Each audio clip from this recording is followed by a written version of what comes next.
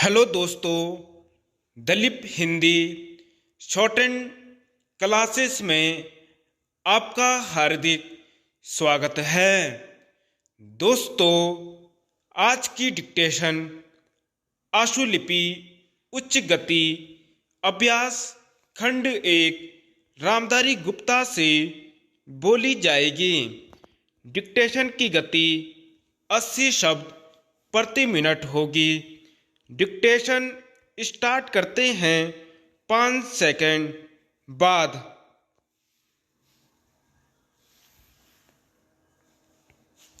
सभापति महोदय, किसानों की उपज की आप 9 अधिक कीमत दे सकते हैं। 9 अधिक उपजाने के लिए जो साधन देश में उपलब्ध हैं उनकी तरफ आपका ध्यान जा रहा है। जो कुछ आप कर रहे हैं उससे कोई अच्छा भविष्य नजर नहीं आ रहा है। मैं यही कहना चाहता हूं कि आप देखें कि आपके कार्यक्रम में कहाँ त्रुटि है, कहाँ कमी है। आपने कर लगा रखे हैं।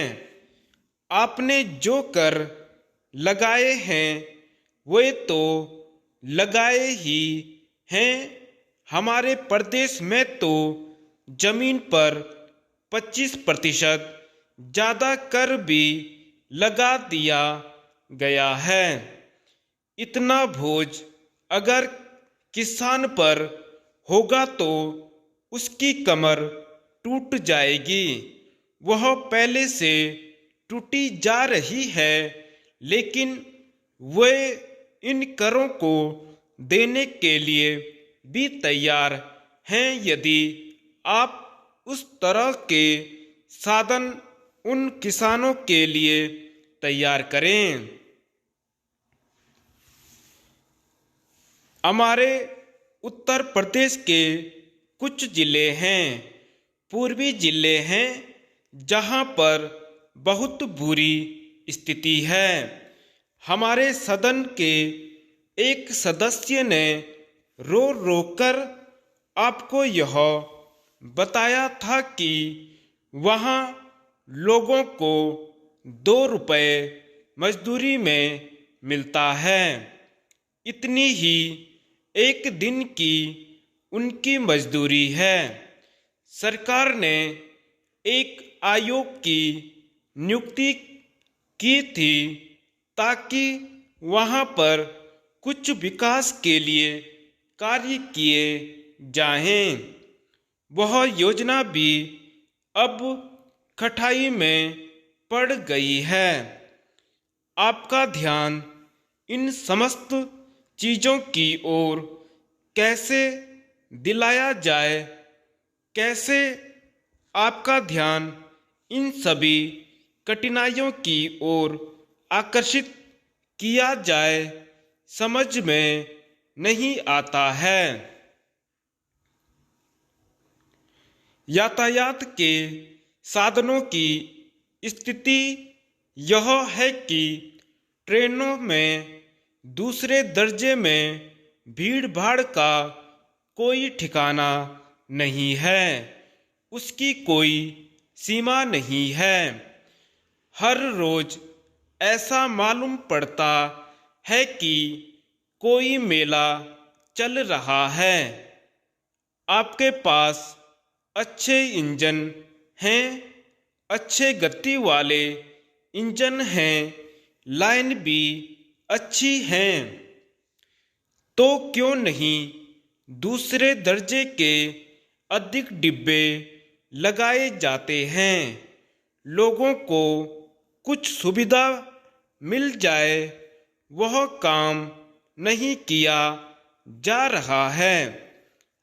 आपको किसान की देहात में रहने वाले आदमी की मजदूर की परवाह नहीं है, जो समस्त कठिनाइयों को झेलता है। आपके सारे कार्यक्रम को पूरा करने की उसमें कहाँ से शक्ति आएगी? कैसे वे अधिक अन्न उपजा कर आपको दे सकेंगे? आप इन सब पर सोच विचार करें। आपने बड़े बड़े फार्म बना दिए हैं, क्या उन्हें आपके फार्म से कोई लाभ मिल रहा है?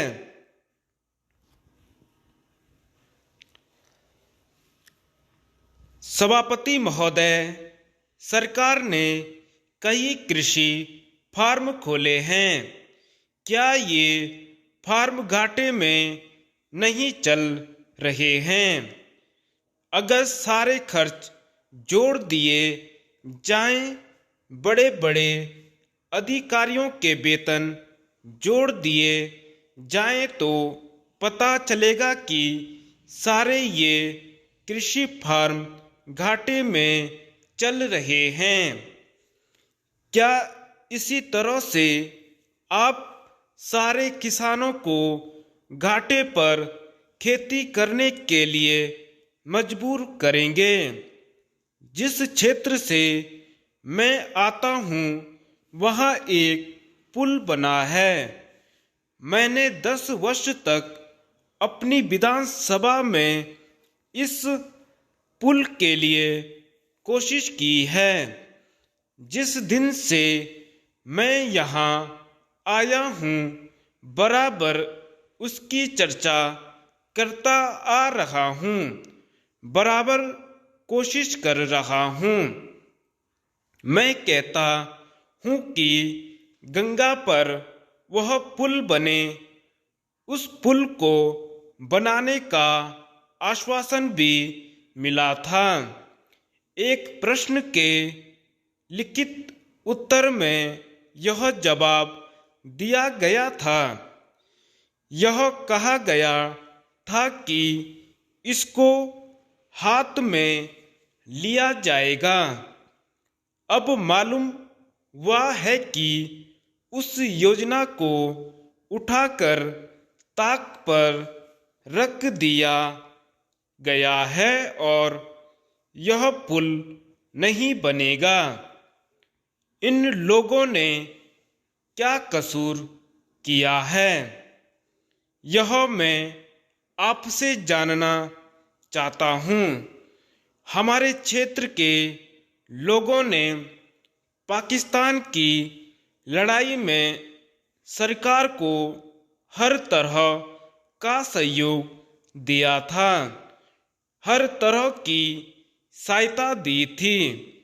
हमारे यहाँ के नौजवान भी मोर्चे पर जाकर डटे।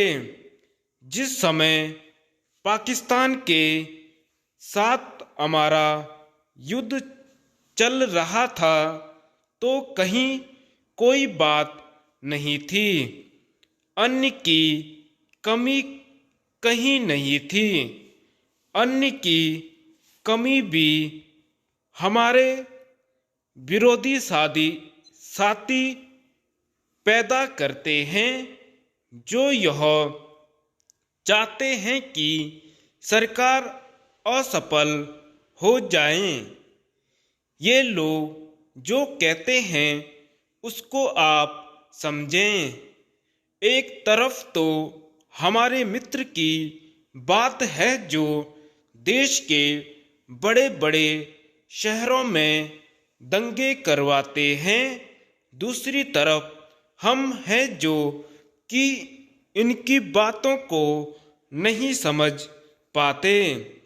इनको सभी वही लोग मिल जाते हैं जो बेकार होते हैं या जो दंगे करवाने के लिए उत्सुक हैं।